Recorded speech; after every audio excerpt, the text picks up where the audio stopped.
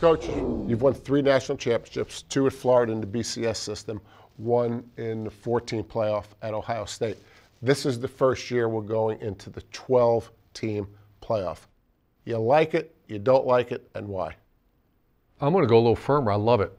I Really? think it's great for college football. The engagement right now on all levels, the fans of the university, of the team, the coaching staffs, but the most important people are the people that play the game.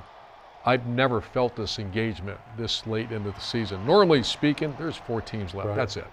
You know, you lose a game early, it's happened to us. You even lose a game late, you're out. It's a 1-loss out. That's in the BCS era. Even the college football playoff, you think back to some of the experiences we've had, 2015, 2017, 2018, we didn't get into playoffs. You know, we had 1 loss. We would have been in the playoffs. Penn State would have been in many playoffs. So the engagement is there. I think as this continues, it remains to be seen because this is the first year. There's 20 teams right now, Jerry. We went through the top 25. Right. There's 20 teams right now, minimum, that think they're going to be in the playoffs. I would say the one downside perhaps could be players playing too many snaps. We did a study, and the average is 66 snaps per game. You add 3 or 4 games, that's a lot.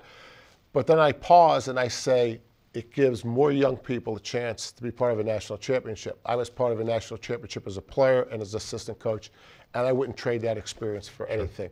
So I worry a little bit about the safety, but I think the risk and reward is fine. The one thing that bothers me is the way it's set up. The language says that the highest ranked of the 5 conferences get automatic bids, but it's really not that simple. Let me show you what the rankings were on October 20th of this year. You see Notre Dame's number 12. Right. Boise State is number 17. So number 17 is lower, obviously, than 12, but number 17 is the highest of one of the 5 conferences, right. Highest ranked.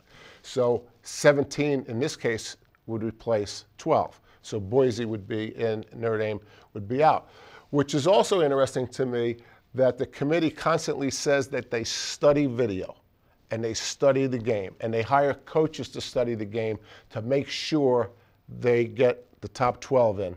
And then all of a sudden the video doesn't matter and 17 becomes 12 and 12 becomes 13. I'm torn on that a little bit. I was at Utah when we were shut out of the BCS. And I can see a non-major conference school, you know, for example, Boise. My heart feels for them. But the way you presented it, I absolutely agree. The top 12 teams go play. Because a lot of times non-football people are involved in these decisions. Go ask a player. Go ask that 12th team that, oh, by the way, we're going to make room for you for this team that's not ranked.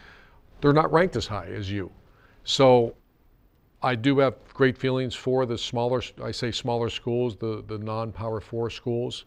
But at the end of the day, are you a top 12 or are you not? Top 12, you're in. I got the solution to that. If you're Boise, play a bunch of big teams then. You know, if you're the Boise, like we were at the Utah back then, or the TCU, and we thought about that. That's why we played Cal, Oregon.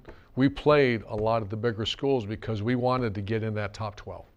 Well, bottom line is the advantage is that more young people are playing for a national championship, and those that play in the national championship and those that win it will never forget it.